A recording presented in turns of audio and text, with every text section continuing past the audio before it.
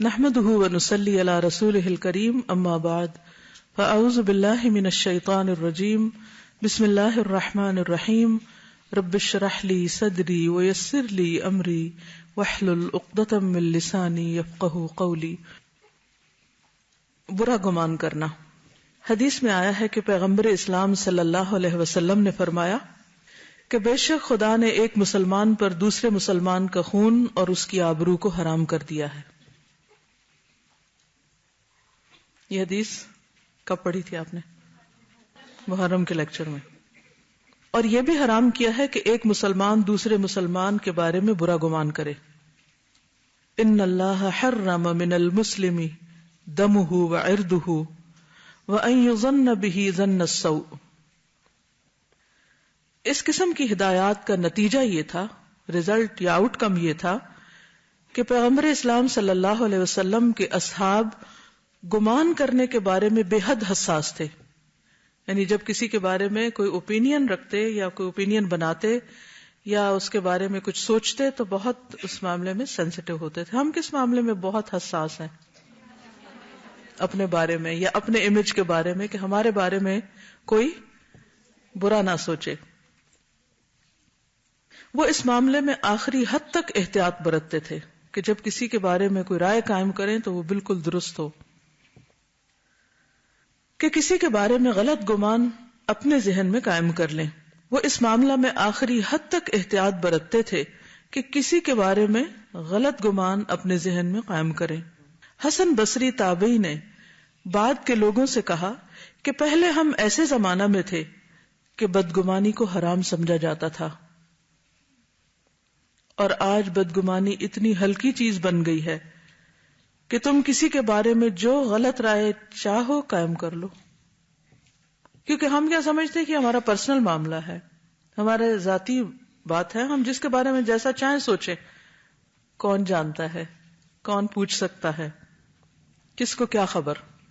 دیکھیں نا، ہم اپنے ذہن کے معاملے میں مکمل آزاد ہیں۔ ہم جب کچھ بولتے ہیں تو کوئی نہ کوئی ہمیں پکڑ لیتا ہے یا جواب دیتا ہے ہم کو۔ جب ہم کوئی ایکشن کرتے ہیں، کوئی کام کرتے ہیں، کسی سے معاملہ کرتے ہیں تو اس میں بھی ہماری پوچھ گچھ ہو جاتی۔ لیکن جب ہم کسی کے بارے میں کوئی گمان رکھتے ہیں تو عام طور پر کسی کو پتہ ہی نہیں ہوتا، کوئی جانتا ہی نہیں ہوتا، تو ہم سمجھتے ہیں کہ کھلی چھٹی ہے، جو چاہیں کر لیں۔ لیکن اس کی اجازت نہیں، ایسا نہیں کر سکتے۔ کیوں نہیں کر سکتے؟ کیونکہ اللہ نے ایسا کرنے سے منع کیا ہے، اور یہی تقویٰ ہے، یہی خدا خوفی ہے کہ انسان بندوں کی وجہ سے نہیں، بندوں کے ڈر سے نہیں، اللہ کے ڈر سے کوئی غلط کام چھوڑے، خواہ وہ غلط کام زبان سے ہو رہا ہو، خواہ وہ غلط کام ہاتھوں سے ہو رہا ہو، یا وہ سوچ کی پیداوار ہو۔ تو اس معاملے میں حد درجہ حساس صرف وہ شخص ہو سکتا ہے جو اللہ سے ڈرتا ہو۔ تو حسن بصری کہتے ہیں، کننا فی زمن الظن بالناس فیہ حرام، کننا فی زمن الظن بالناس فیہ حرام، وانت اليوم فی زمن ظن فی الناس ما شئت، ظن فی الناس ما شئت۔ بدگمانی اکثر اس طرح پیدا ہوتی ہے کہ ایک واقعہ کو غلط رنگ دے دیا جاتا ہے، جسے پہلے بھی بات تھی نا، آؤٹ آف کانٹیکسٹ باتیں کی جاتی ہیں۔ ایک بار حضرت سلمان فارسی اور ان کے 2 ساتھیوں کو کھانے کی ضرورت پیش آئی۔ ان کے پاس کھانے کے لیے کچھ موجود نہ تھا۔ میں رکتی اس لیے کہ آپ امیجن کرتے جائیں، اپنے ذہن میں ایک تصویر بناتے جائیں۔ حضرت سلمان فارسی حضرت اسامہ کے پاس گئے، جو پیغمبر اسلام صلی اللہ علیہ وسلم کے خازن تھے، ٹریجرر۔ حضرت سلمان نے ان سے کھانا طلب کیا، مگر اتفاق سے اس وقت سب کھانا ختم ہو چکا تھا۔ آپ میس میں جاتے ہیں اور کھانا نہیں ہوتا، چنانچہ وہ کوئی کھانے کی چیز انہیں نہ دے سکے، تھا ہی نہیں کچھ، کیا دیتے۔ حضرت سلمان جب اپنے دونوں ساتھیوں کی طرف لوٹے اور ان کو قصہ بتایا تو دونوں نے کہا کہ اسامہ کے پاس کھانا موجود تھا مگر انہوں نے بخل سے کام لیا. ہم کیا کرتے ہیں؟ یہی کرتے ہیں نا. اس نے جان بوجھ کے نہیں دیا. قد کان عندہ لیکنہ بخلا.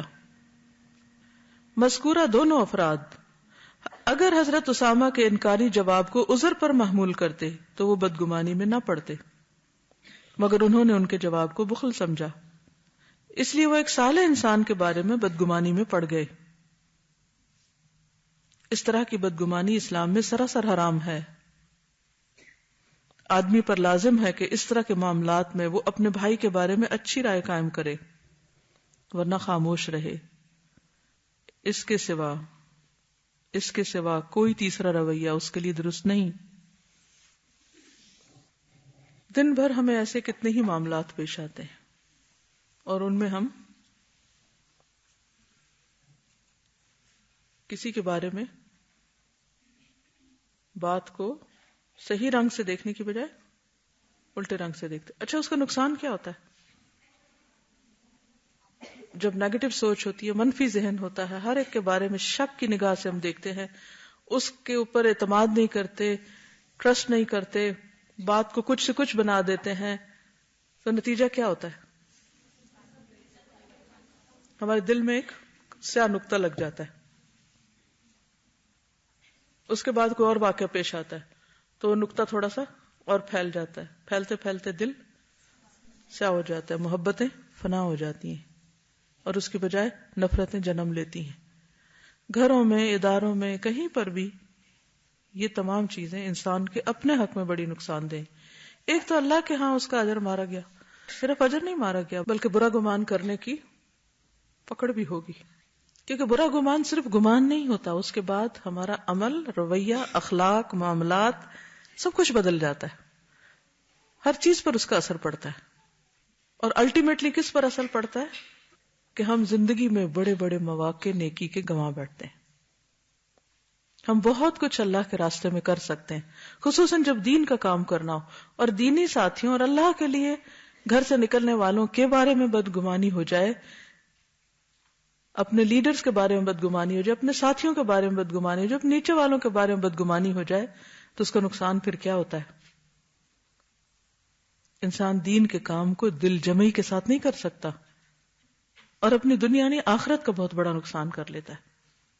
دنیا میں بعض اوقات ہمیں نہیں سمجھ آتی کہ ہمارے لیے نیکی کا کون سا موقع زیادہ بڑا ہے آخرت کے اعتبار سے.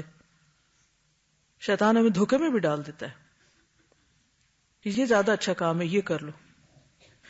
تو اس لیے لوگوں کے ساتھ معاملہ کرتے وقت ظاہر پر معمول کریں، اور اگر کوئی برا گمان ہو جائے تو اس کو نکالنے کی کوشش کریں، اور اگر وہ نہ نکلے تو ایٹ لیسٹ دوسرے سے ڈسکس نہ کریں.